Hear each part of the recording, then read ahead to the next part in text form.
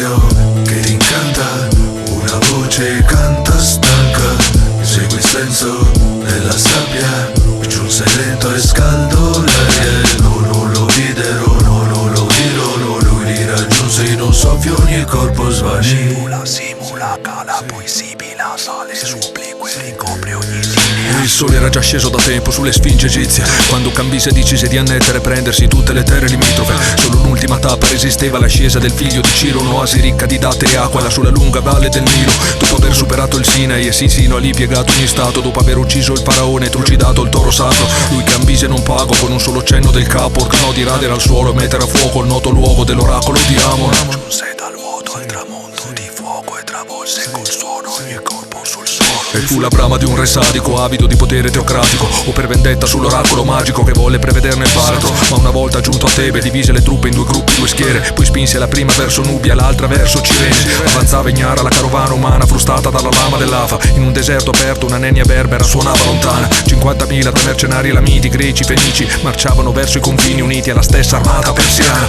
Come al centro di una danza, salì in cerchio l'aria calda, giunse il vento sulla landa, li travolse, volse all'alba, non lo videro, non lo dirono, lui li raggiunse in un soffio, ogni corpo sparì. Simula, cala, poi sibila, sale, supplique, ricopre ogni linea. Quando avvertirono il primo soffio da sotto i soldati non ebbero cura, erano veterani del deserto, esperti abituati ad ape d'arsura. Ma dopo 7 giorni di marcia fra le secche di sabbia videro l'oceano bianco nuotare faccia sull'altura di ogni duna. Conoscevano i rischi delle spire del mare di sabbia fine, le colline che si aprivano creando slavine improvvise fra le file, le lande di rena sottile che inghiottivano vite a decine. L'ordine di proseguire fece fuggire le stesse guide beduine. Giunse dal vuoto al tramonto di fuoco e travolse al suo suono ogni corpo sul suolo.